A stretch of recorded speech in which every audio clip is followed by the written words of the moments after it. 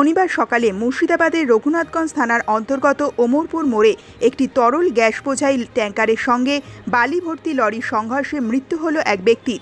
এই দুর্ঘটনার জেরে শনিবার সকাল থেকে মুর্শিদাবাদের রঘুনাথগঞ্জ থানা এলাকায় 12 নম্বর জাতীয় সড়কের একটি লেন দিয়ে যান চলাচল ব্যাহত হয়েছে।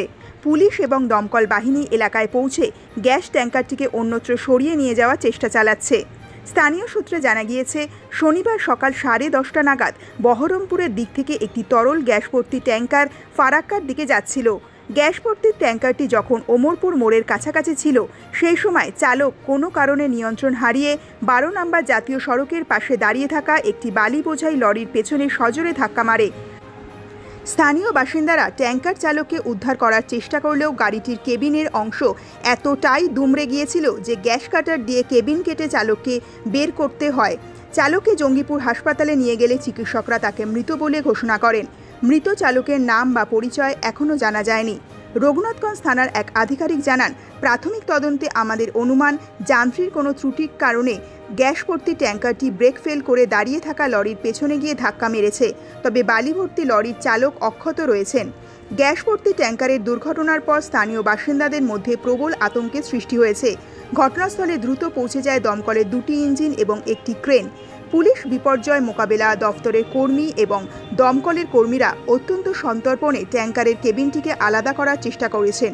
তবে 12 নম্বর জাতীয় সড়কে দুর্ঘটনার কারণে ফারাক্কামুখী লেনটি দীর্ঘক্ষণ ধরে বন্ধ রয়েছে। এর ফলে 12 নম্বর জাতীয় সড়কে প্রবল যানজট দেখা দিয়েছে। অন্যদিকে অপর একটি ঘটনায় শনিবার সকালে ফারাক্কা থানার অন্তর্গত খোসালপুর এলাকায় চলন্ত একটি পিকআপ ভ্যান উল্টে গিয়ে মৃত্যু হল এক ব্যক্তির। আহত হয়েছেন আরও 2 জন। স্থানীয় সূত্রে জানা গিয়েছে, শনিবার সকালে ঝাড়খণ্ডের সাহেবগঞ্জ থেকে একটি পিকআপ ভ্যান ফারাক্কার হয়ে মালদার দিকে আম নিতে যাচ্ছিল।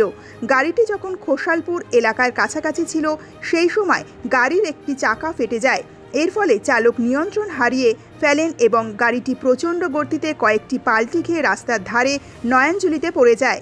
আহতদের উদ্ধার করে অর্জুনপুর হাসপাতালে নিয়ে গেলে শরীফ আনসারি নামে সাহেবগঞ্জের বাঁকা এলাকার এক বাসিন্দাকে মৃত বলে ঘোষণা করা হয়।